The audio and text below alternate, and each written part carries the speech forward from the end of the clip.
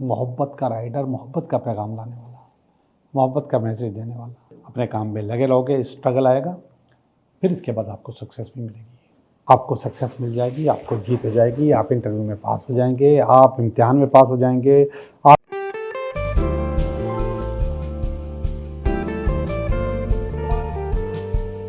Hello दोस्तों, मैं हूँ Liaquat Jogi, Karachi based tarot card reader and palmist, और आप देख रहे हैं मेरा चैनल टैरो बाय जोगी। पिछले दिनों जितनी भी मोटिवेशंस मैंने आपको दी, आपको जो टोटके दिए, उसका फीडबैक लोगों ने बहुत अच्छा दिया। और कुछ लोग ख़ास तौर पे मेरे से मिलने आए और मुझे इनकरेज किया कि इस किस्म के लोग जिनको ये अच्छा नहीं लगता उनको इग्नोर करें और आप अपना काम जारी रखें। ऐसा ही है, हमने भी जारी रखना है। हमने कहीं ना कहीं आपकी ज़िंदगी में तब्दीली लेकर आनी है, और ये सारी तब्दीली आपके अपने हाथ में है। आप अपने 50% से ज़्यादा प्रॉब्लम्स खुद सही कर सकते हैं। सिर्फ ये छोटे छोटे टोटके करके, छोटी छोटी अपनी ज़िंदगी में तब्दीलियां लाकर आप अपनी ज़िंदगी को आलीशान कर सकते हैं। जो बाहर की प्रॉब्लम्स हैं, हो सकता है कि वो आपके हाथ में ना हो, वो आपके कंट्रोल में ना हो, लेकिन जो अंदर की प्रॉब्लम है, आपके हाथ की प्रॉब्लम है, वो सही करना आपके बस में है, और जिससे आपकी ज़िंदगी पर बहुत अच्छा असर पड़ेगा, जो कि अब इस वक्त बहुत बुरी बनी हुई है। तो आज जो मैं जिस चीज़ पे बात करूँगा उसको कहते हैं क्लेटर। क्लेटर क्या है? क्लेटर का अगर उर्दू में तर्जुमा करें तो उसका लफ्ज़ है बेतरतीबी, ठीक है। और बहुत ज़्यादा बुरी ज़बान में करें तो इसका मकसद है फुहड़पन। ये एक ऐसी चीज़ है जो आपकी ज़िंदगी में बेसिक रुकावट लेकर आती है, ख़ास तौर पे पैसों में, और इसके बाद आपके रिलेशनशिप में भी, और इसके बाद आपकी सेहत में भी। यानी कि पैसा भी आपका ज़ाया हो सकता है और ख़राब आएगा, और आपकी मोहब्बत या इश्क या रिलेशनशिप भी आपका ख़राब हो सकता है, और आपकी सेहत भी ख़राब हो सकती है। एक जापानीज़ आर्ट है, उसको कहते हैं फिंग शुई, और उसी आर्ट की जो दूसरी शक्ल है वो हम जो उसको जानते हैं, उसको कहते हैं हम वास्तु शास्त्र। ये बेसिकली एक हिंदी नेम है, लेकिन अगर मैं फेंग शुई कहूँ या वास्तु शास्त्र कहूँ तो इसको आप किसी मज़हब से नहीं जोड़ सकते। ये अपनी जगह एक आर्ट है। तो उस आर्ट में ये कहा जाता है कि दो किस्म की एनर्जी होती हैं, एक अच्छी और एक बुरी। ये मैं आपको उर्दू में बता रहा हूँ, मैं इसको टेक्निकली इसको वाज़ेह नहीं कर रहा। जो अच्छी एनर्जी होती है वो आपके लिए अच्छाइयाँ लेके आती है, जो बुरी एनर्जी होती है वो आपके लिए बुराइयाँ लेकर आती है। अच्छी एनर्जी, आपने जो चाइनीज़ होम है, जो जापानीज़ होम है या घर हैं, उनको आप देखें, बड़े बड़े होते हैं और बहुत तरतीब से होते हैं। वहाँ पे आपको क्लेटर नज़र नहीं आएगा, जबकि हमारे घरों में क्लेटर बहुत ज़्यादा होता है, हद से ज़्यादा होता है। अब वो जो क्लेटर है वो हमारे पास अच्छी एनर्जी नहीं लाता, वो हमारे पास हमारी एनर्जी को बुरा कर देता है, ख़राब कर देता है। अब उस खराबी से हमारी ज़िंदगी में भी खराबियाँ पैदा होती हैं, और इन तीनों जगहों पर, फाइनेंस में भी, मोहब्बत में भी और हेल्थ में भी। तो जैसे ही हम उन चीज़ों को तरतीब में लेकर आते हैं तो चीज़ें अच्छी होने लग जाती हैं। अब ये जो बेतरतीब, ये होता क्या है कि हमारे पास असल में पुरानी चीज़ें रखने का बहुत रवाज है, यानी कि ऐसी चीज़ें जो हमारे इस्तेमाल में नहीं हैं, जिसमें हमारे जूते भी हैं, कपड़े भी हैं और चीज़ें भी हैं जो कि हमारे इस्तेमाल में नहीं है। अगर कोई चीज़ 6 महीने से आपके इस्तेमाल में नहीं है और अगले 6 महीने तक आपके इस्तेमाल में नहीं आएगी तो उसकी आपको ज़रूरत नहीं है। लेकिन बहुत सारी चीज़ें ऐसी होती हैं जो इस वक्त ज़रूरत नहीं है, गर्मियों की चीज़ें तो वो हम रखेंगे, ज़ाहिर बात है। फिर सर्दियों की चीज़ें वो हम रखेंगे। लेकिन अगर ये दोनों सीजन्स में काम नहीं आ रही आपके और आपने उनको रिजेक्ट कर दिया या ख़त्म कर दिया, तो उसको आपको अपने पास से निकालना चाहिए। उसको खैरात कर दें, उसको किसी को दे दें। अगर ऐसी चीज़ है जिसको आप दे नहीं सकते, जिससे आपकी कुछ यादें वाबस्ता हैं, जैसे वालिदैन की चीज़ें होती हैं, तो फिर आप उसको तरतीब से बना के सलीके से कहीं पे डिस्प्ले कर सकते हैं।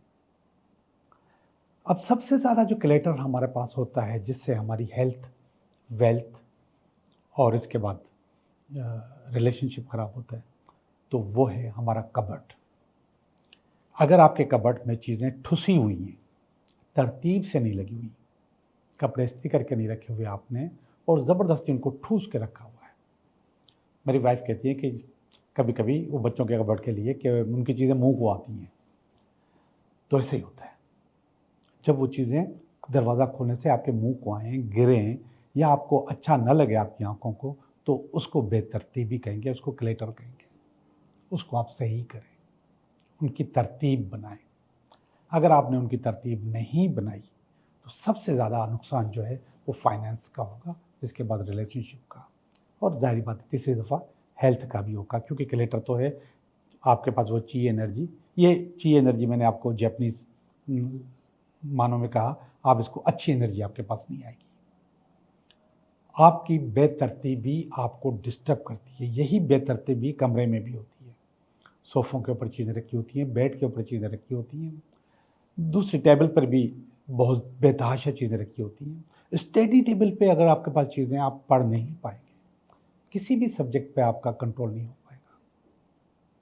और इससे ज़्यादा बेतरतीबी हमें नज़र आती है फ्रिज के अंदर, रेफ्रिजरेटर के अंदर, कि वहाँ पर चीज़ें ठुसी होती हैं।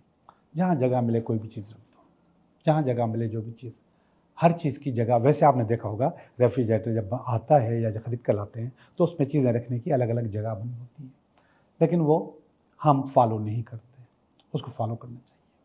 और उससे ज़्यादा बेतरतीबी फ्रिज के ऊपर होती है।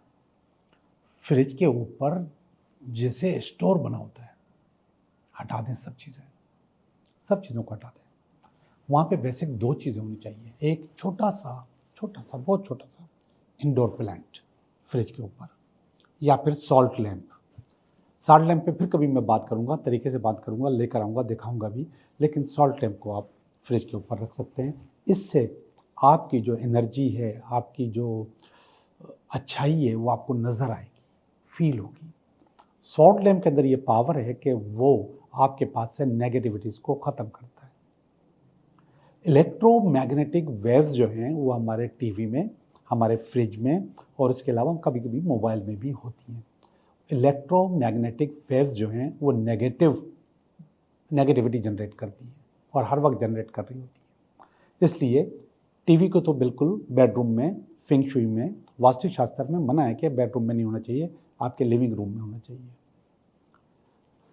तो जब आपके ऊपर उसको फ्रिज के ऊपर सॉल्ट लैंप रखेंगे तो वो आपकी इलेक्ट्रोमैग्नेटिक वेव्स जो है ना वो किल करेगा, वो आपके पास बुराई नहीं लेकर आएगा। और इसी तरीके से इंडोर प्लांट भी इलेक्ट्रोमैग्नेटिक वेव्स को किल करता है, वो भी आपके पास अच्छी वाइब्स देता है, आपको अच्छी चीज़ें देता है। जूतों का जो अलमारी होती है उसमें भी देखें तो उसमें बहुत चीज़ें ख़राब होती हैं, बेतरतीबी होती है, और इसके बाद वो चीज़ें डस्टी होती हैं, डस्ट होती है उनके ऊपर। और डस्ट कहाँ कहाँ पे होती है आपको शूज़ रैक में नज़र आएगी। डस्ट आपको आपके दरवाजे के नॉब्स पे, जो स्टील के नॉब्स हैं उसके ऊपर भी नज़र आएगी। आपके घर में अगर ग्रिल्स हैं तो उसके ऊपर भी नज़र आएंगी। डस्ट और जाला अपनी जगह एक बहुत बड़ा क्लेटर है, बहुत गंदगी है।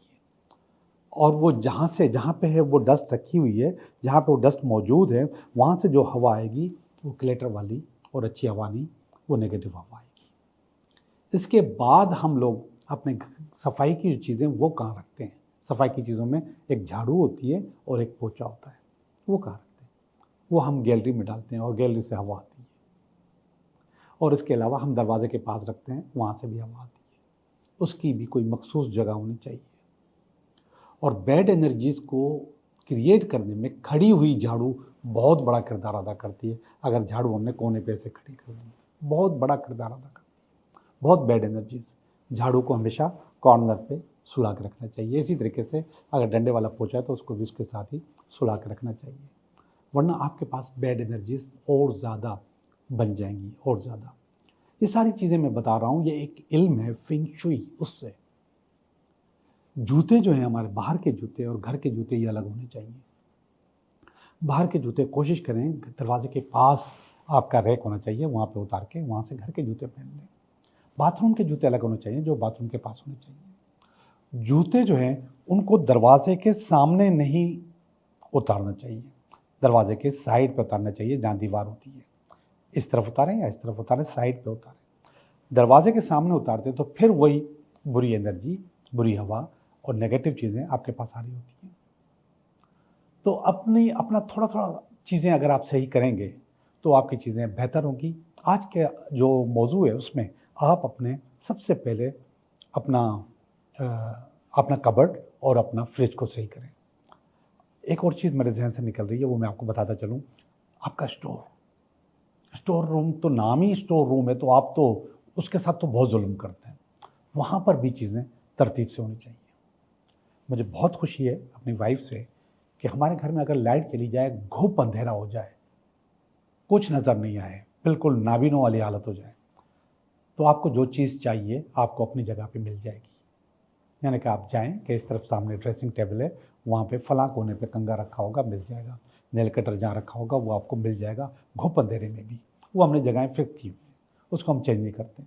और उसमें मेरी बीवी का बहुत बड़ा किरदार है कि वो उन चीज़ों को तरतीब से रखती है। मेरे कमरे का बेड की जो चादर है वो कभी भी रिंकल नहीं होती। मैं उठूँ थोड़ी देर के लिए, अगर मैं वॉशरूम गया या बाहर गया या फिर वापस आके दोबारा बेड पे बैठना है, तो उससे पहले वो उसको सही कर लेती है, बेहतर कर लेती है। और जबकि मैंने ऐसे लोग देखे हैं जो कि सुबह उठने के बाद सारा सारा दिन उनकी चादर सही नहीं होती, वो वैसे के वैसी रहती है। इसको बेतरतीबी कहते हैं, इसको फूहड़पन कहते हैं। इसके अंदर आपको नज़ाकत चाहिए, खूबसूरती चाहिए और सलीका चाहिए। बहुत ही प्यारा लफ्ज़ है सलीकामंदी। सलीकामंदी हर इंसान के अंदर नहीं होती, मगर ये पैदा की जा सकती है। जी, आपसे बात हो गई, बहुत ज़्यादा बात हो गई। अब हम चलते हैं अपनी रीडिंग की तरफ। हेलो विर्गो, कैसे हो? मैं उम्मीद करता हूँ कि आप बिल्कुल ठीक होंगे। हम भी बिल्कुल ठीक हैं और हम कर रहे हैं आपकी रीडिंग। ये हफ्ता आपके लिए कैसा रहेगा? तो इस हफ्ते की रीडिंग, इस हफ्ते में ये जो पहला कार्ड है इस हफ्ते का, ये इस हफ्ते में अगर कोई रुकावट हुई तो उसका कार्ड है। ये इसकी बेस है, ये इसका पास्ट है, ये इसका प्रेजेंट, ये इसका फ्यूचर, नियर फ्यूचर, ये आपकी फीलिंग है, ये आपकी फैमिली की फीलिंग है, ये आपकी उम्मीदें हैं और ये अल्टीमेट वीकेंड है। अच्छे कार्ड हैं, सारे अच्छे कार्ड हैं, ज़्यादातर अच्छे कार्ड हैं, नेगेटिव नहीं है भी तो मैं आपको बता देता हूँ। पहला वाला कार्ड है 9 ऑफ वांड्स का कार्ड। ये है 9 ऑफ वांड्स, ये इस हफ्ते का कार्ड है। ये कार्ड वो कार्ड है जो कि डायलॉग हर फैमिली, हर आने वाला मेरे साथ करता है कि हमारा काम होते होते रह जाता है, हम लोग फंस जाते हैं, बने हुए काम बिगड़ जाते हैं। ये वो कार्ड है 9 ऑफ वांड्स। सामने मंजिल नज़र आ रही है, कश्ती पे आप जा रहे हैं, लेकिन मंजिल से पहले रुकावट आ गई है। एक पहाड़ी बीच में आ गई है जो आपके कश्ती को आगे नहीं जाने दे रही। ये जो पहाड़ी है ये रुकावट है। लेकिन इसमें पहले से एक लाइन लिखी हुई है कि इस रुकावट को अबूर करने के लिए तैयार हो जाइए, इसको मुंह देने के लिए, इसका फैसला करने के लिए तैयार हो जाइए। अब तैयार किसने होना है? आपने होना है, हमने बता दिया। इस दफ़ा कुछ काम होते होते हो सकता है रुक जाए, लेकिन मैंने कह दिया कि तैयार हो जाइए, इसको आपने अबूर करना है।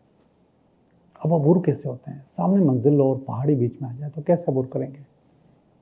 दो तरीके, या तो आप राइट पे चले जाएं या लेफ्ट पे चले जाएं और उस पहाड़ी को बाईपास करके आप अपनी मंजिल पे पहुंच जाएं। और दूसरा तरीका, इसी पहाड़ी पे उतर जाएं, मजीद इंतज़ार न करें, ऐसे ही पहाड़ी पे उतर जाएं। मगर ये पहाड़ी पानी के बीच में, अभी मंजिल दूर है, और वो जो दूर वाला फासला है ना, वो तैर के चले जाएं, थोड़ी सी तकलीफ होगी, थोड़ा सा टाइम लगेगा, थोड़ा वक्त लगेगा, लेकिन आप उस रुकावट को अबूर कर जाओगे।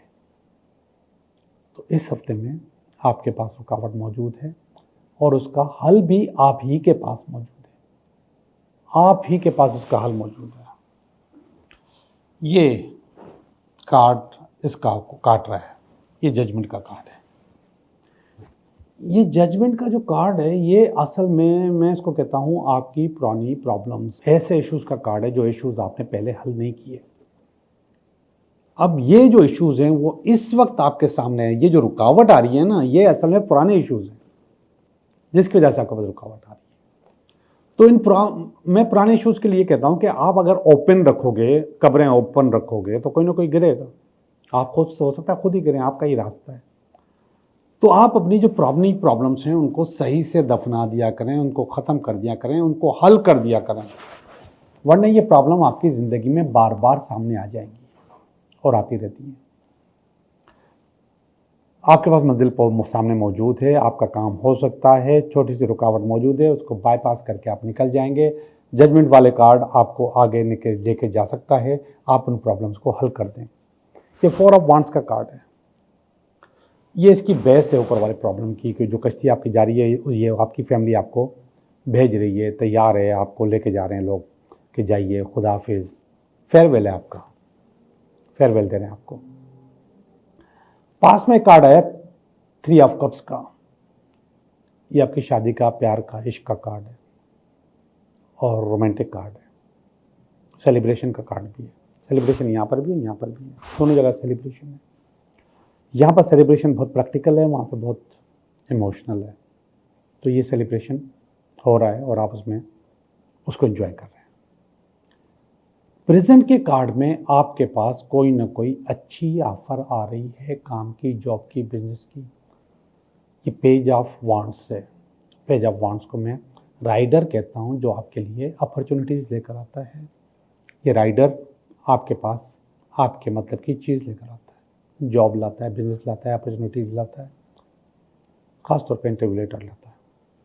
तो ये आपके पास आ रहा है और ये सब कुछ अच्छा होगा। पेज की 4 किस्में होती हैं, 2 किस्में शायद मैं पहले बता चुका हूँ। ये देखिएगा, ये भी पेज है, पेज ऑफ सॉर्ड। ये भी मैसेज लेकर आता है, ये भी राइडर है, लेकिन ये नेगेटिव मैसेज लेकर आता है, ये रुकावट लेकर आता है आगे। तो नियर फ्यूचर में आपके पास पेज ऑफ सॉर्ड आने वाला है और ये हो सकता है कोई गलत खबर आपको दे। अच्छी खबर या गलत खबर ये आपकी ज़िंदगी का हिस्सा है, इसको आप नहीं फेस करना है और आप ही फेस करोगे, कोई और फेस नहीं कर सकता। ये 5 ऑफ वांड्स है, ये आपकी फीलिंग है। 5 ऑफ वांड्स की फीलिंग 3 हिस्सों में मुश्तमिल होती है। Number 1 confusion, number 2 struggle, number 3 success. आपके पास इस वक्त कन्फ्यूजन है, फिर आप उस कन्फ्यूजन से बाज नहीं आओगे, अपने काम में लगे रहोगे, स्ट्रगल आएगा, फिर इसके बाद आपको सक्सेस भी मिलेगी। तो ये अच्छा कार्ड है आपके लिए। कन्फ्यूजन से होते हुए आप स्ट्रगल की तरफ जाते हैं। ये आपकी फैमिली का कार्ड है, क्वीन ऑफ वांड्स। बहुत प्यारा, बहुत अच्छा, बहुत ज़बरदस्त कार्ड है और ये कह रहा है कि आप क्वीन ऑफ वांड्स हैं। तो जब हम क्वीन ऑफ वांड्स कह रहे हैं तो इसका मतलब हो सकता है कि रीडिंग किसी खातून की हो रही हो, लेकिन इसमें तो आपको पता है विर्गो में सब मिक्स होते हैं। और जब क्वीन ऑफ वांड्स है तो किंग ऑफ वांड्स भी है। किंग ऑफ वांड्स बनना है आपने, कारोबार में, बिजनेस में, या फिर आपका कोई ख्वाब होता है कि आप उसको हासिल कर लें, आप वो भी हासिल कर लेंगे, चीज़ें आपके पास अच्छी हो जाएंगी। आखिरी वाला कार्ड है पेज ऑफ कप्स का, मोहब्बत का, प्यार का, इश्क में। पेज अगेन मैंने बताया 3 पेज आ चुके हैं। पेज ऑफ वांड्स कारोबार का rider, page of sword conflict का राइडर और पेज ऑफ कप्स मोहब्बत का राइडर, मोहब्बत का पैगाम लाने वाला, मोहब्बत का मैसेज देने वाला। तो ये राइडर भी आपके पास इसी हफ्ते में आ रहा है, कोई मोहब्बत का पैगाम लाकर, कोई अच्छा मैसेज लाकर। ये तीनों राइडर तैयार हैं आपकी तरफ आने के लिए। एक और होता है पेंटिकल वाला, वो नहीं आया, पैसे का राइडर, तो वो भी हो सकता है कि आ जाए। ओके जी, मैं आपकी रीडिंग कर चुका। अब हम चलते हैं आपके 3 सवालात की तरफ। पहला सवाल, दूसरा और ये तीसरा सवाल। पहले सवाल का जवाब है यस। आपके पास अपॉर्चुनिटीज़ आ रही हैं और अनलिमिटेड अपॉर्चुनिटीज़ आ रही हैं। चीज़ें आपके पास बेहतर अच्छी होने वाली हैं। सवाल नंबर 2, 6 ऑफ वांड्स। यस, आपका काम हो जाएगा, आपको सक्सेस मिल जाएगी, आपको जीत हो जाएगी, आप इंटरव्यू में पास हो जाएंगे, आप इम्तिहान में पास हो जाएंगे। आपके पास अगर कोई ख़ानदानी पैसा चीज़ें कोर्ट केस है तो उसमें भी आप कामयाब हो जाएंगे, पास हो जाएंगे। सवाल नंबर 3, नेगेटिव। नो, आपका काम नहीं होगा। लेकिन ये काम कह रहा है कि आप किसी पे भरोसा मत कीजिएगा। अगर इन्वेस्टमेंट वाली कहानी है तो मत कीजिएगा, पैसे फंस जाएंगे, रुल जाएंगे। तो ये रुलने का कार्ड है और फंसने का कार्ड है। मैं आपकी रीडिंग कर चुका, आपका बहुत बहुत शुक्रिया।